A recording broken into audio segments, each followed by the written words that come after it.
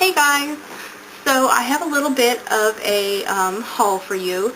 I'm not gonna like show my Christmas presents or anything because that's just kind of, I'm not into it. If you're into it, hey, go for it. It's just not my thing. But I'm gonna show what me and my husband got me. It was kind of a small Christmas for us, just because we're moving and like, I think everyone's kind of pinched right now anyway. So anyway, we got me some stuff at the CCO, so I was super excited because I got some eyeshadows that were discontinued. Who doesn't love that? So I'll start with the matte squared one. This is signed sealed. This is described as like a blackened maroon. It's very dark, but it can be put on kind of sheer and then it looks kind of grayish. And I really like this because I'm trying to get more like neutral looks, neutral eyeshadows that I can do for when I don't feel like wearing color. And I've been using Fig 1 as my kind of like toned down look, like Fig 1 on the eyelid with Samo Silk, or rather Fig 1 in the crease with Samo Silk on the lid. But even that's like a lot of color, and sometimes you don't want to look like you're a crazy makeup person who wears, crazy blue eyeshadow, and sometimes you want to look toned down. Doesn't happen for me very often, but it does happen. Especially when I have like the pink hair and stuff. I feel like I need to balance or something, but don't get me wrong, I still wear crazy eyeshadow all the time. Anyway, I'll shut up. And then I got Femme Fi. This is an absolutely gorgeous color. It's kind of like a creamy gold, with like little bits of gold pearl in it. Love it. This is in the bright, like scary orange packaging from the Neo Sci-Fi collection. I actually considered getting it back then, but I was kind of thinking, oh, I don't need it or something. You totally need this. I'm just kidding.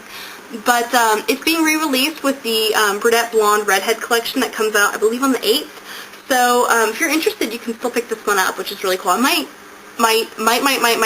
get a backup for this because I like it that much. And then we went back a couple days after Christmas, and he got like some skincare stuff and whatnot. And I found out that they had some full-size brushes at my CCO.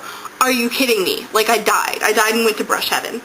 I wanted to buy like 3 or 4 of the brushes, but I ended up only getting 2 just because I'm trying to be good. We're moving and all and trying to be good. But I've totally regretted not buying them ever since, so I might end up going back. Okay, so I picked up the 228 brush. Now, this is just a little tiny mini brush. I mean, it is itty-bitty small. So let me show you some other brushes as like a comparison in size. This is the Low Cornell 1 3/8 inch. This is one that's like the MAC 239. So it's just mini compared to that one. And then here is the 1/4 inch Low Cornell. So as you can see, they're almost the same size. But this one's a lot fuller. This one, even though it's tiny, it blends really, really well. I actually, just the other night, finally got around to really, really getting into playing with my 120 palette. And I swatched every single color with this, wiped it off afterwards, did the next one, and it worked beautifully. It's super soft. I absolutely love it. I don't know if it's necessarily essential for a lot of people because you can get these and stuff, but for me, I use my brushes all the time. I have tons of makeup brushes. Like, I could do a whole, like, collection video just on brushes, and maybe I should. That would be fun, I think. But I use my brushes all the time, and I generally clean them right after I use them so that the makeup doesn't have time to settle into the bristles and stain them. As you can see, this is quite stained. It's no longer really white. It's kind of grayish, and that's just kind of how it is now. Oh, what's in my hand? Anyway, I keep getting off track. I have a lot of things in my mind at the moment.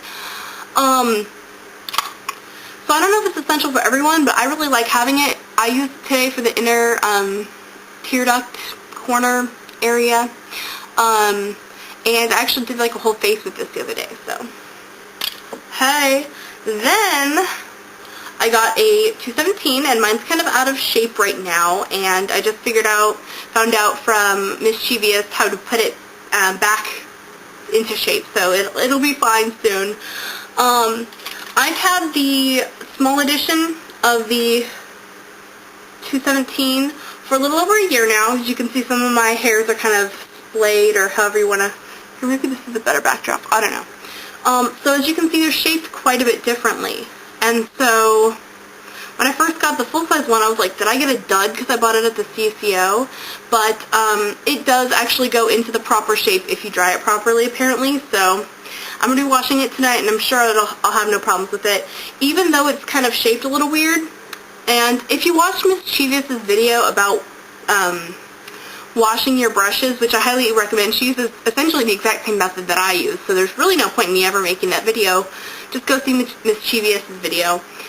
If you watch her video, she explains why brushes with natural goat hairs tend to, she doesn't explain why, she just explains that they do kind of lose their shape a little bit, and her and I both kind of agree that the reason is that the alcohol dries faster than water, so it doesn't weigh down the bristles, so they don't have time to kind of come out of their shape.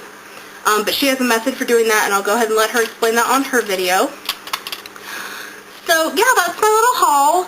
I was super excited to get those brushes. Even though this one is what has been out of shape, it's been working beautifully. The makeup I'm actually wearing right now, which it looks like got a little messy right here, is Femme Fi all over the lid with a bunch of eyeshadows from the 120 palette all over it. So even though it does have all those crazy colors, it's gorgeous for doing pretty neutral looks.